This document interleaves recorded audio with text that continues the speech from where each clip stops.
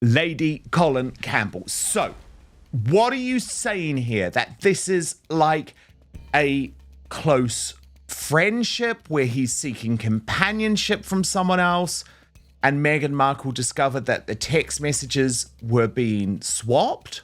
I am saying that two healthy, vigorous 40-something-year-olds in love. 4 words. That's all it took. July 2026, a podcast microphone, and a royal biographer leaning in to say, "You cannot sue me." What follows lasts under a minute. No name, no date, no photograph, no document. And yet the strangest part of this story is not what Lady Colin Campbell said about Prince Harry. Colin Campbell has been dropping truth bombs all week about Prince Harry and Meghan Markle. It is what happened afterwards. Royal watchers stopped arguing with her and started arguing with each other. Same people, same 60 seconds of audio. 2 conclusions that cannot both be true. So why did one short set of remarks split a crowd that almost never splits? The minute that broke the consensus. The remarks themselves were short, which is part of why they have traveled so far. Lady Colin Campbell, speaking on the Dan Wooten Uncensored podcast, said that Prince Harry had met someone. Harry has met someone who is his age, with whom he is in love. Someone close to his own age. Someone, she claimed, who was in love with him, and with whom, according to her sources, he was in love in return. She then alleged that the Duchess of Sussex had become aware of the situation after finding messages on Harry's phone. Meghan discovered this affair by discovering text messages on his phone. Do we know when?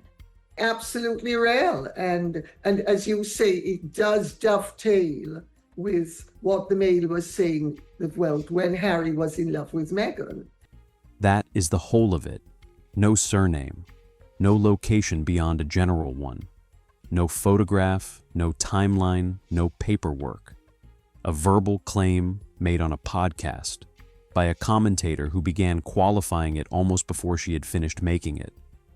No researcher behind her, no editor clearing the line in advance. Just a microphone and a woman deciding in real time how far she was prepared to go. And that is where the trouble starts, because there is nothing here to examine. An audience that would normally spend a fortnight picking apart a photograph or a flight record has been handed a claim with no surface to grip. So the examination went somewhere else. It turned inward, onto Campbell herself, onto her record, onto her motives, and onto the uncomfortable question of whether the past 2 years of Sussex coverage had already primed a very large audience to accept almost anything. Neither camp is being unreasonable. Both are looking at the same 60 seconds of audio and arriving at conclusions that cannot both be true and neither can be tested. Subscribe now, because the way Campbell built those sentences matters more than what she said, and the construction is the thing her critics find hardest to forgive. The architecture of a careful sentence. Before the wording, the record.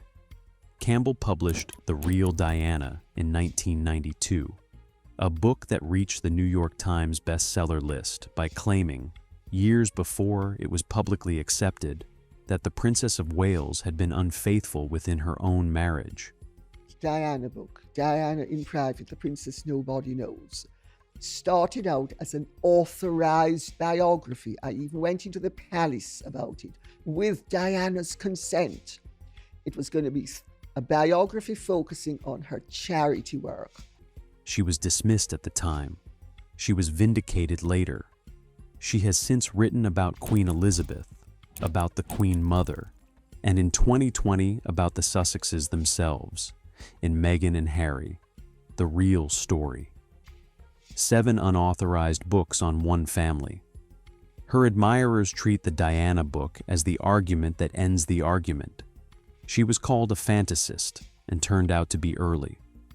Her detractors call that survivorship bias, one famous success used to underwrite 3 decades of claims nobody checked with the same rigor.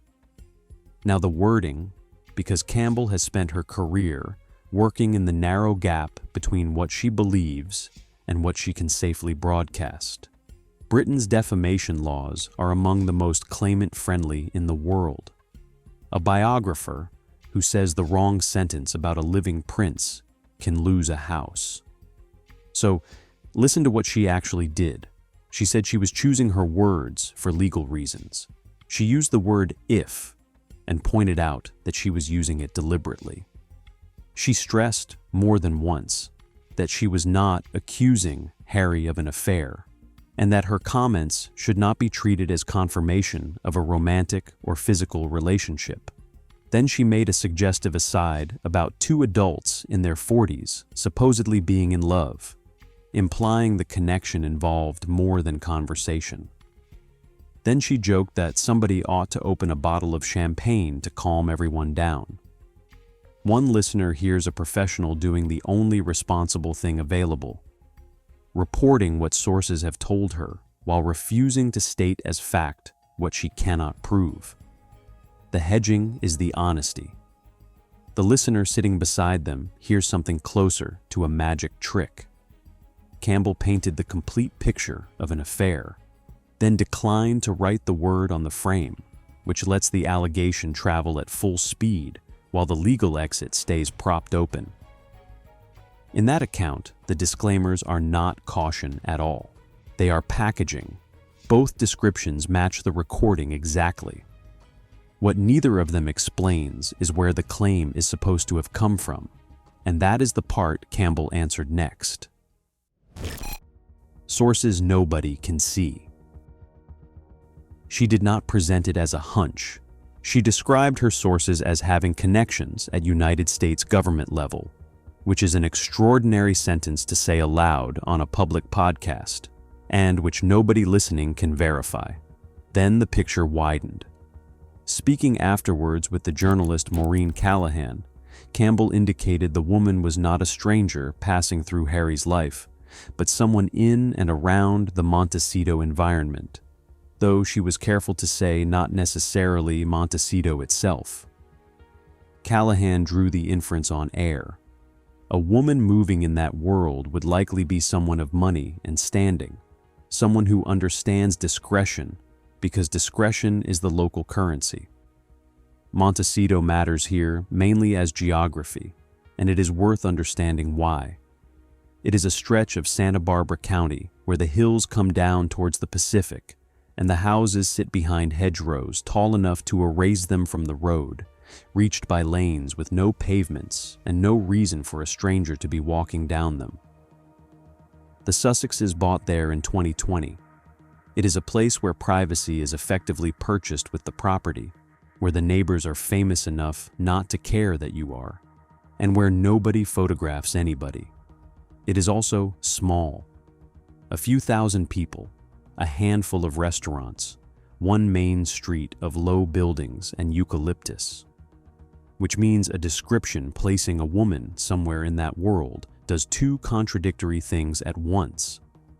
It narrows the field to a community where everyone eventually meets everyone, and it names nobody at all. Callahan then added the line that has been repeated ever since. Nobody knows how long this has been going on. The description is also, deliberately or otherwise, close to unfalsifiable. A woman of roughly Harry's age, financially secure, socially discreet, living somewhere in the general vicinity of Santa Barbara County, describes a category rather than a person. It could fit hundreds of women, which means it can never be checked against any of them. And here is the detail both camps skip. Campbell has named nobody. That is not a small omission. It is the only reason a real woman with a real life is not currently being hunted through comment sections on the strength of a podcast segment. Comment threads have already begun nominating candidates on nothing more than a shared postcode and a photograph taken at the same charity event. Anyone wrongly identified would have her life rearranged by a rumor she had no part in making and no realistic way to correct. Harry knows precisely what that costs, because it has already happened to him once, and he described it under oath. What he said in the witness box. Long before Meghan, there was Chelsea Davy. They were together on and off for roughly 7 years, the longest relationship of Harry's life before his marriage. She was raised in Zimbabwe. She had no appetite for royal formality. By every account, she made him laugh. Giving evidence in his legal actions against the British tabloid press, Harry described what the coverage did to that relationship. Well, Prince Harry gave emotional witness testimony in court yesterday in his privacy lawsuit against British tabloids, including the Daily Mail. Harry and several other high-profile plaintiffs accused the Daily Mail's publisher of hacking their phones and then illegally obtaining private health records more than 2 decades ago. He spoke about a suspicion and paranoia he could not manage. He spoke about a tracking device he said had been found on her car. He described private arguments arriving as headlines. He used the word nightmare. That testimony is the only sworn, tested material in this entire story. Everything else here is a claim on a podcast or an inference drawn from a photograph. That was given in a courtroom, on the record, with consequences attached, by a man who had to sit and answer follow-up questions about the worst years of his private life in front of a room of strangers and a bench of reporters taking it down. It also establishes something the current argument keeps forgetting. Harry has already lost a relationship to public attention once, and he said so himself in the plainest language available to him. Whatever is or is not happening in California now, the man at the center of it has a documented history of watching his private life dismantled by people who never met him. Then came Cressida Bonus and another relationship that did not survive the exposure. Then came Meghan, then the exit from royal life, and then the Oprah interview, the Netflix contract, the documentary, series, the memoir, the separate brands. The pattern critics point to is that Harry did not escape the cameras so much as renegotiate their terms. The scrutiny he called unbearable in London reassembled itself in California as content, which is why the believers say the current claim is not a bolt from nowhere. It is a chapter in something they have watched for years. The skeptics say that is exactly how a story with no evidence gets waved through. That argument is the substance of what follows. Claim and counterclaim. Ask the people who find the allegation credible why, and almost nobody begins with Campbell. They begin with the diary. Meghan traveled to Geneva alone. She appeared in Chicago alone. She attended galas, charity dinners, and red carpets without her husband beside her. Harry made repeated trips to the United Kingdom without his wife and without the children, returning to a country he once described in court filings as unsafe for his family. Tabloids counted more than 40 days without a joint public appearance. The answer to that is not complicated. 2 people running separate commercial ventures keep separate calendars, and a Netflix production schedule does not synchronize with an Invictus Games schedule or a high court listing. A missing red carpet is a diary clash. Married people in business have always worked apart. Then there is the Paris clip, which did more work than everything else combined. Meghan filmed herself in the back of a car during a Fashion Week trip, feet up on the seat, phone turned on her own shoes, city lights sliding across the window behind her, the interior dark, the shot casual enough to have been taken 100 times before by 100 other people in the back of a hired car. Observers noticed the route appeared to pass near the Pont de l'Alma tunnel, where Princess Diana died in 1997.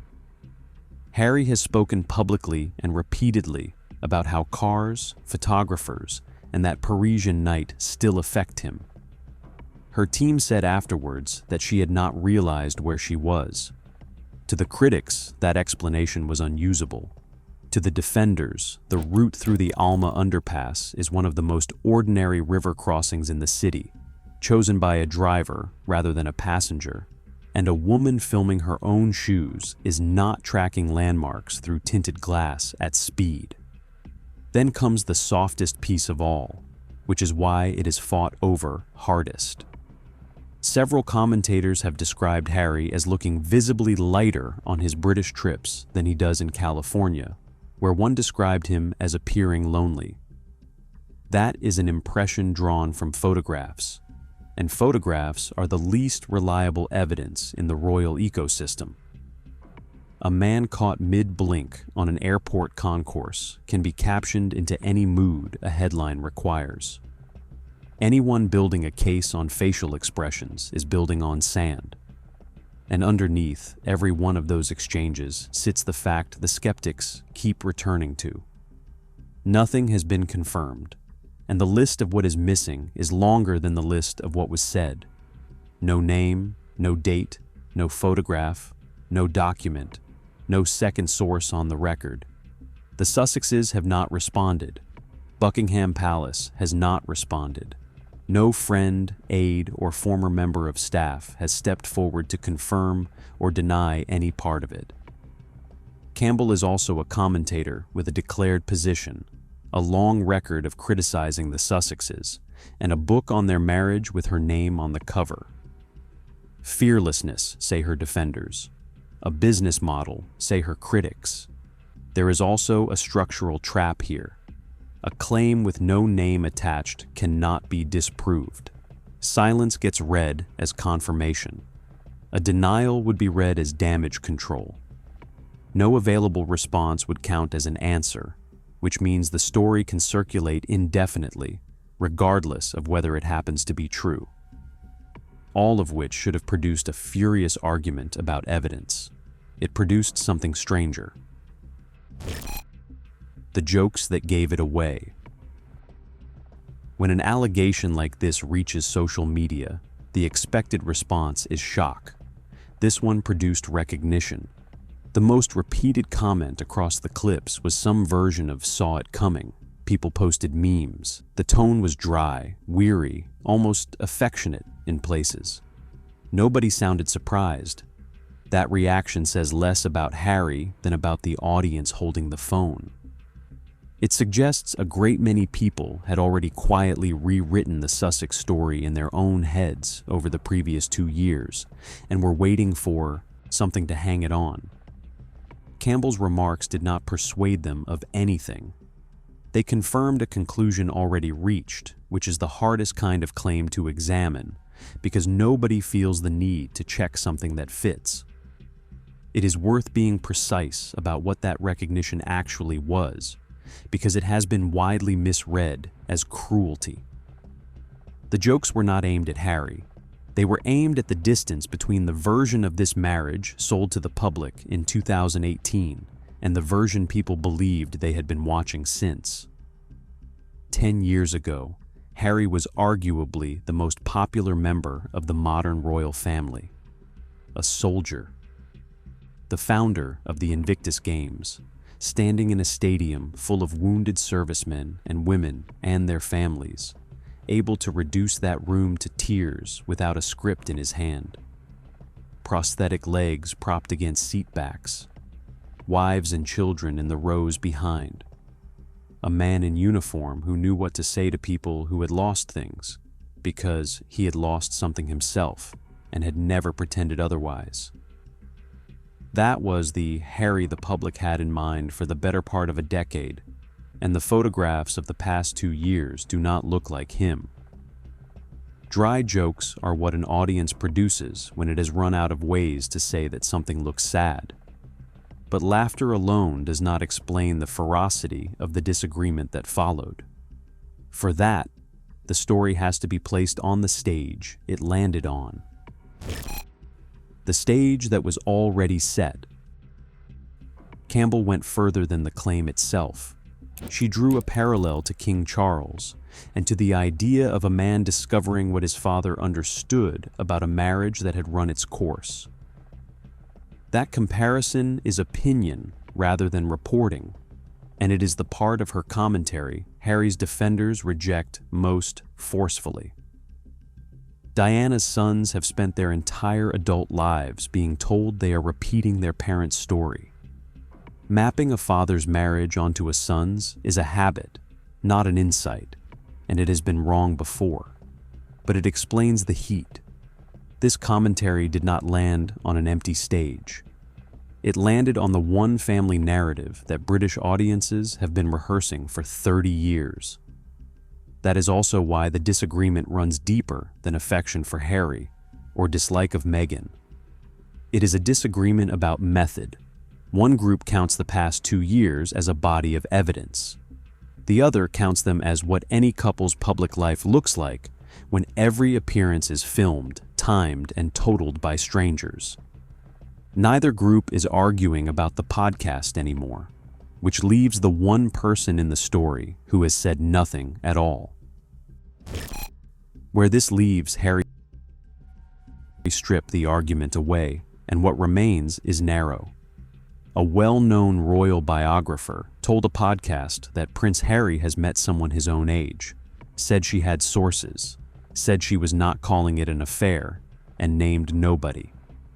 A journalist followed up and added that the timeline is unknown.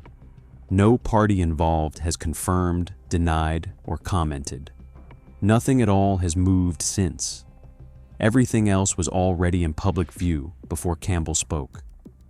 The 40 days, the Paris clip, the solo trips, the flights back to Britain, the comparisons to his father. She did not supply the evidence. She supplied a frame, and a very large audience discovered it fitted material they had been collecting on their own. Campbell's own sign-off was that champagne line, delivered with a smile, and it captures the whole problem in a sentence. A claim serious enough to require legal hedging was signed off with a joke. Her supporters hear a woman refusing to be intimidated. Her critics hear a woman who knows the cost of the story will not be paid by her. So the division holds because both camps are reading the same handful of sentences and finding different stories inside them, and there is nothing available that could settle it. And somewhere underneath all of it is a man who buried his mother at 12 and who served 2 tours in Afghanistan, partly because it was the one place on Earth where the cameras could not follow him. Harry has not spoken. Until he does, this remains a claim about him rather than a fact about him, and the difference between those two things is the whole argument. Subscribe if this is the kind of royal coverage you want more of, and then settle the question in the comments. When Lady C said she was choosing her words for legal reasons, was that legal caution or was it strategy?